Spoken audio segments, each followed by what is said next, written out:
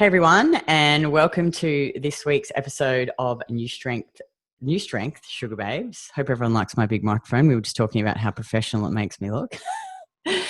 On this show, we are all about helping women win at life. And the problem that we see in the fitness industry is that, and Laura will be able to expand on this a bit, is that it is full of quick fix diets. You know, they prey on, I guess, women's desperation to want to look a certain way and get a result really quickly. So they do initially work, you lose weight, but then, you end up with hormonal imbalances, PMS, digestive issues, sleep issues, binge eating issues. You lose all the weight and then you put it all back on. So, women are constantly stuck on this yo-yo diet train, I guess, and they're so scared of eating sugar and dairy and all these other things and, lifting weights and they just want to do cardio. So, our goal in the Win at Life program and in our gym is to educate and empower women so they have knowledge around nutrition so that they can do their own meal plans. We teach them about training. We help them get the body that they want in a sustainable way, but also feel good, I think, because that's really important. Everyone wants to sleep well and take a shit every single day. That's important stuff. So today I've got Laura on the show and she had a baby 14 weeks ago. So she started in the program. You were pregnant, hey? I think you had him, was it the first week or second week? I remember you Well, I went to 41 weeks with him, so it was week over. So the week it started should have been the week that I had him.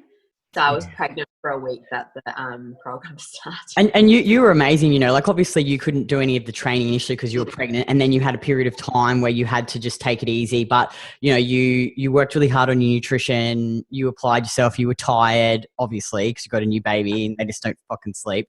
And, when you could, you got back into the training, and now, you're squatting, you're deadlifting, it's incredible actually the transformation you've had in the short period of time, especially given that you were pregnant.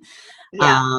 And I know for you, like most of the women that come into our program, tell the women that are listening what it was like before you started the program. What are some of the issues that you had and all of the things that you tried, before doing this? Yeah. So I tried every 6-week challenge, 12-week challenge, detox, online, whatever it was. And I could be disciplined for the 6 to 12 weeks. And then afterwards, because I was so disciplined with the food and the food was so limited and restricted, that after that I would just binge and think, I look good in a bikini now, I'm going to eat a shed load of chocolate because chocolate was and again, because I am quite disciplined at times, not all the time, I could rein it back in again. So I'd always give myself a 2-kilo mark, and that if I got to I think 62 kilos, I'd start training and watching what I ate again. And I maintained that for a really long time, but it wasn't sustainable because I was just restricting my body. I was always looking for this athletic figure. Like yourself, I did a fitness comp and I just looked awful. I just looked, I thought I was muscular. I don't know why. And I had absolutely no muscle to me, and I've got quite long limbs. So it just made me look really skinny. And when I look back now, I just think, I don't know what I was doing. I guess my thing for Win at Life, and I'd been out of the gym for probably about a year. I kind of got over the whole gym routine, and I think the restrictive food really put me off training. It was after the fitness comp, really, I just really lost my love of training and food. So I just kind of did my own thing for a while and ate a lot of sugar and, restricted dinners and, kept to the 1,200 calorie range as you do. Don't know how I was functioning. Partner was always how many calories are you eating now? You're up to 22? 2150. 2150. Yeah. Can you sometimes I think about going back to what I used to do. I don't think about actually doing it. I just remember what it was like, and I'm like, how did I do that? I was literally. I would die. I would die. If I was on 12, I was dying. Having 1,200 calories. I just got to bed early because I was starving. So I was just I know that if you don't eat at night time, this is my thinking. I know if you don't eat at night time, the carbs and the fats won't store as the body and it'll deplete overnight. And then I'll wake up and have a big breakfast and Oh my God, it was awful, really. And now I'm having potato at night, I'm having cheese at night, I'm having orange juice at night, like, and the weight, and it's not even the weight that's dropping off me, like my shape's changing. Yeah. But my energy is great, and having Yep. a newborn baby and being woken up, on regular intervals through the night, it's great to have that energy, especially when I've got a teenager as well. That's, going through the hormonal changes, the challenges that come with that, and I'm having to keep my face like this all the time. Rip my head off. You know what I mean? You need a lot of patience, especially like with my children being so far apart and just the general stuff, Yeah.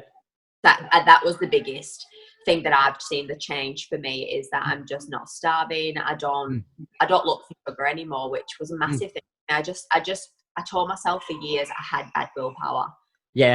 I had bad willpower because I cannot say no to chocolate or lollies. I just can't do it. Yeah, because your body's screaming at you for sugar. Like, Yeah. you think if we just restricted for so long, I did the same thing, and I'd go and consume packets of those bloody Jersey caramels. Like, it's interesting too. Like, we were in Melbourne and we stayed in an apartment like just this week, and we took all we went shopping and got food, but I didn't weigh anything, and I just sort of ate instinctively. But I knew by the afternoon I wasn't getting enough carbs in, because I was just like looking around for lollies and sugar and stuff, and I was like, fuck kitty. So for me, tracking and measuring stuff is because I'll undereat, and I think a lot of females just undereat because, like, whether or not it's you've just got it in your brain from that years of conditioning to that you don't need to eat that much. And then my sleep turns to shit and I just want to eat packets of lollies. Whereas if I, like today, 40 grams of honey in there, 160 grams of banana, stony, like you probably, like now that you're eating adequate, you're getting the right micronutrients, the right amount of protein, enough sugar into you, sleep better, energy's better, mood's better. You don't go and smash jars of fucking... No. And I'm really... And I think the thing for me is I've noticed it was really automatic with the chocolate and the lollies. Like, I'd actually buy it and eat it. It was like I was like shoving it down my throat in the car. Yeah. No one would see me. I didn't even know. Strangers. Oh my God, there's someone in the car park, shove it down my throat. So it was like I was hiding from people, and just, it was like binge eating, secret binge eating. But I would do that automatically, where now, I might still feel like a bit of chocolate and lollies, but it's not like I'm more mindful about it. Yeah. And I always just wanted to be one of those people that, went to a party and didn't hang around the food table, specifically the dessert bar, and was able to just go get a piece of cake and walk away and not go back for a fifth time. Yeah, because I think so many women just do that. They're caught in this constant cycle of restriction binge. Because, it's so interesting. And I used to think this too. I was like, oh, my body's trying to trick me into craving sugar. It's like, how is your fucking body trying to trick you? Like, it doesn't think to itself, I need to trick you to want sugar. Like, it's a biological response to tell you that you need more fuel. So it's like, fill your diet with juice, fruits, honey, homemade ice cream, custards, like nutrient dense sugars with nutrients in them, not just, cakes, pastries, all that other shit. And, you're so much more likely to go and eat all that crap if you're eating enough, That's right. Yeah. And I think the biggest thing for me is I really needed the calories for breastfeeding, because when I breastfeed, I was constantly stressed. I wasn't eating enough. And back then, I didn't even know anything about nutrition. I'd not even stepped to a gym. I was 21. But, since having her, I've learned about nutrition. Well, I thought I had. Obviously knew nothing. Learned nutrition, but I definitely knew that my body needed calories to have a high milk supply. And that's what I was looking for.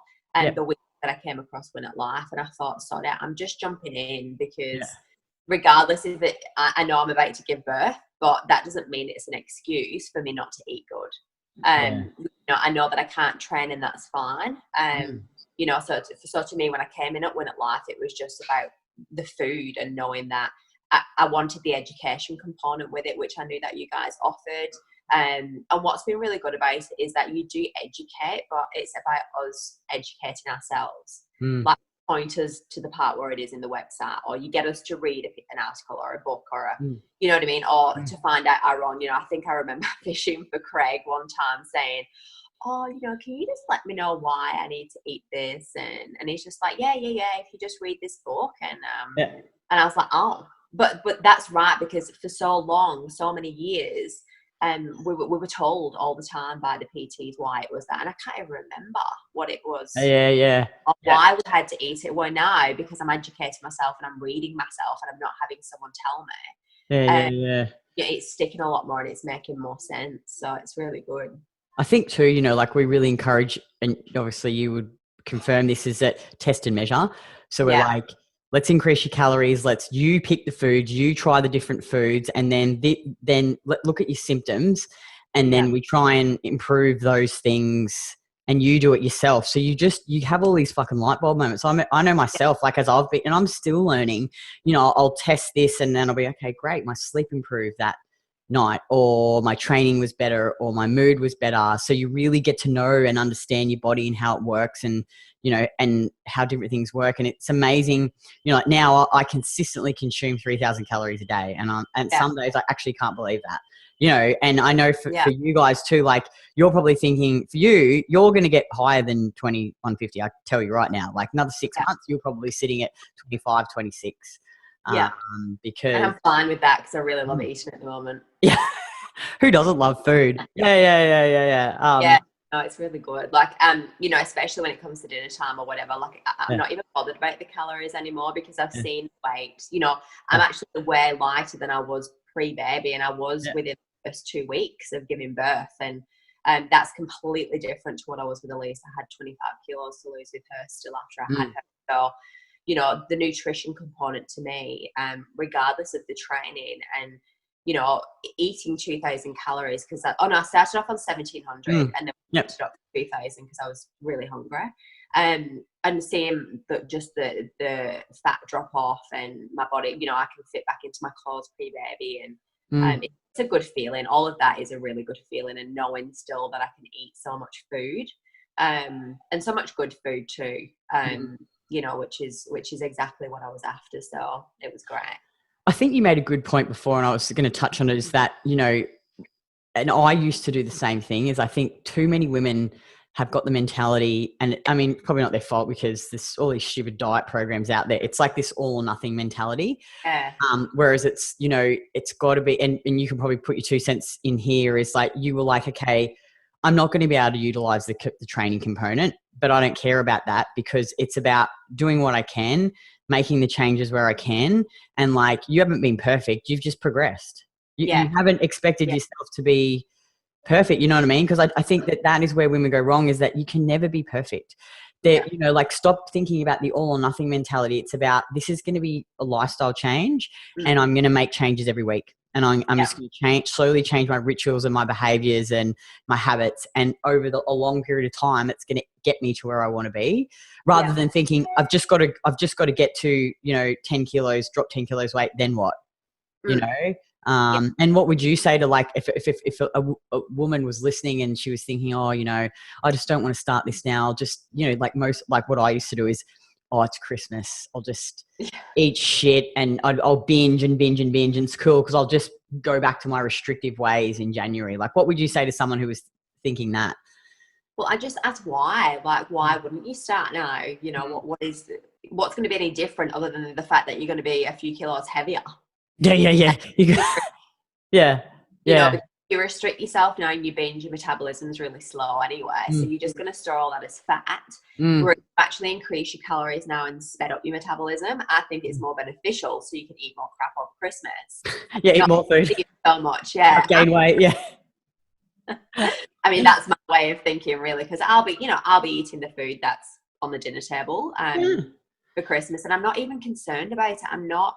You know, I had someone mention it the other day, saying, oh, I'm not going to start this week. And this was her own thing. I'm not going to start this week, start after Christmas, because I'm eating crap anyway. I'm just like, but why? Why?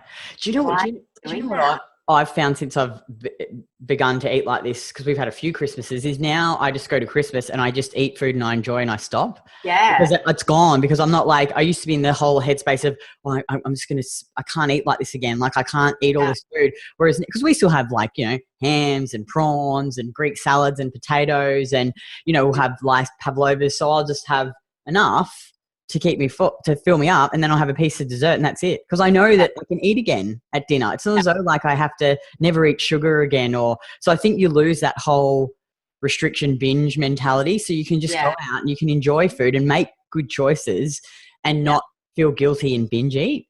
Yeah. And that's been the same for me the whole way through. I think, I'm on week 14 now, and I still go around to mum's on Thursdays, and they always get the chocolate or the ice creams out. And I know that there's preservatives and things in them that, and that's the way I think. It's like, do I want to put that stuff into my body? Because I know I'm going to feel like shit.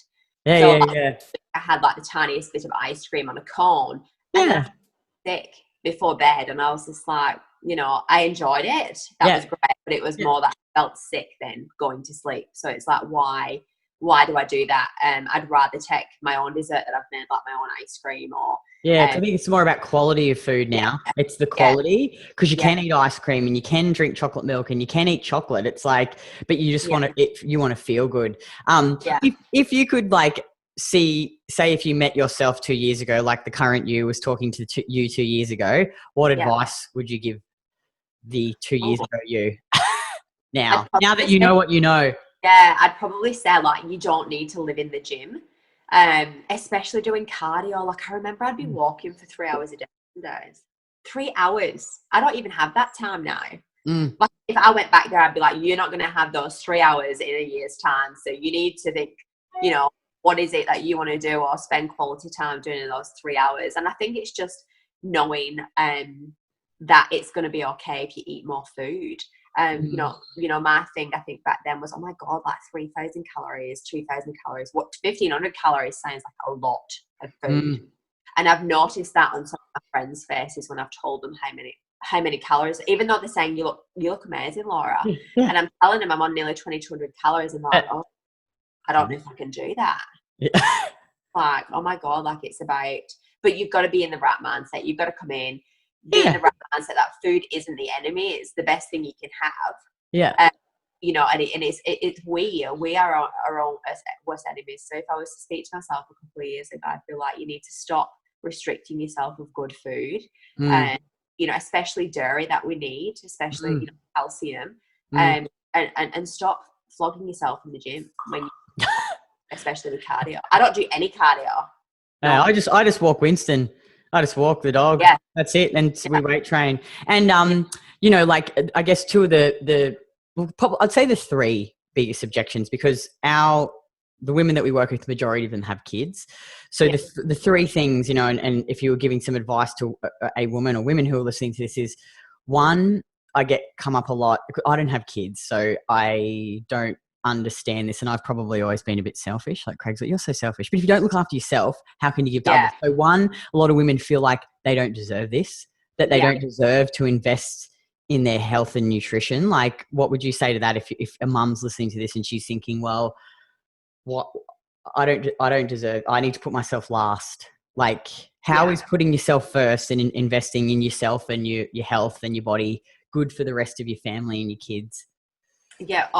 Well, I think it comes down to the fact that your energy levels, you have way more energy to spend time. You're patient. You're heaps more patient. I think the biggest thing for me, because obviously my daughter's 13, is a massive thing for body image at the moment. And Elise sees me eat and sees me have a really healthy relationship with food, where previously she didn't. And I just didn't want my kids to grow up thinking that you have to restrict food, you have to do high amounts of cardio, you have to constantly watch what you eat, or whatever it is. And she loves sugar the way I do. She loves the chocolate, she loves the love, like that. But now she's looking at the better qualities of those things, and she's loving all of the potatoes that I'm making. And I think it's just being that role model for our kids, because do we really want them growing up where they think they have to put themselves last? They can't have the energy and the patience, and they can't eat particular foods because they've been told not to, and they have to look a particular way because society tells them to. And I guess that's the biggest thing for me, is that I wanted to be that role model for my daughter. And she comes home from school and tells me about how all of the girls compare themselves to her, and she's the one kind of counseling them, saying, you need to love yourself, and you need to stop worrying about food, and because they're 13 and they don't want to wear bikinis. And Yeah. why? So I guess that was a one major thing for me, but definitely the energy and the patience that it's given me, and the breastfeeding. I've got milk in abundance, and I know it's down to the amount of calories and the quality of food that I'm eating. So I know that my little boy's had the best start of life in terms of, all the goodness from me. Yeah. Which makes me feel good as well. So I definitely say to mums that think that they don't have time, that you need to make it.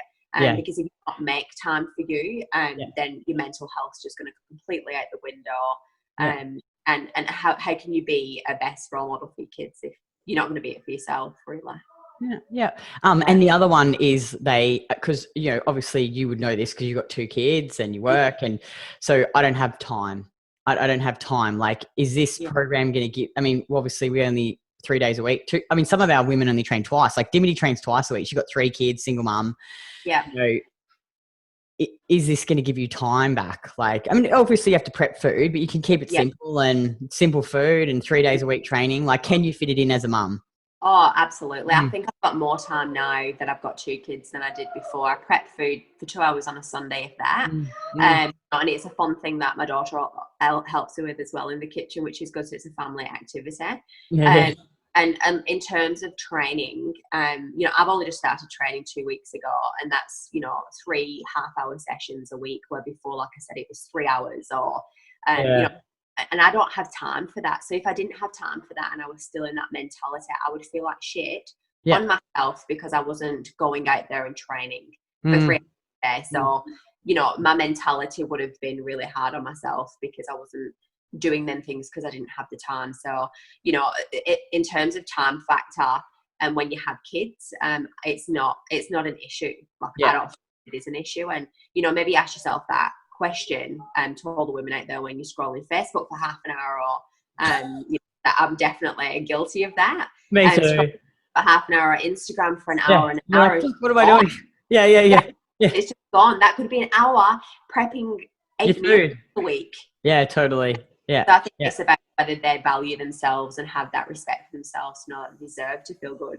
Yeah. Oh, that's awesome. Oh, thank you so much for sharing that with us. And you've been awesome, like you've really come in with the right attitude, and you've, it hasn't been smooth sailing always. Like, you've had your ups and downs like we all do, but like, we just got to fail forward. You just got to fail forward and embrace that, because that's life. And I think if you can do that, you're going to, even if you go a little bit off track, you're still going to be heading in the right direction. And, like, you're eating more, you're training less, you look great, your body's changing. So, like for any women that are out there that are listening to this, if you're stuck as well, if you want to get off the yo-yo diet train, if you just want to eat real fucking food again, who doesn't want to do that, and you want to get your confidence back and feel strong, click on the link below, put in an application to work with us, because you too can have results just like this. So thank you again. And are you training today? Oh no, you're training tomorrow because tomorrow. Yeah. Cool. All right, awesome. Well, I will obviously I'll be talking to you in the page, and I'll see you in the gym, and have an awesome day. And thanks for being on the show. That's right. Thanks for using me. Thanks. Bye. Yeah. Bye.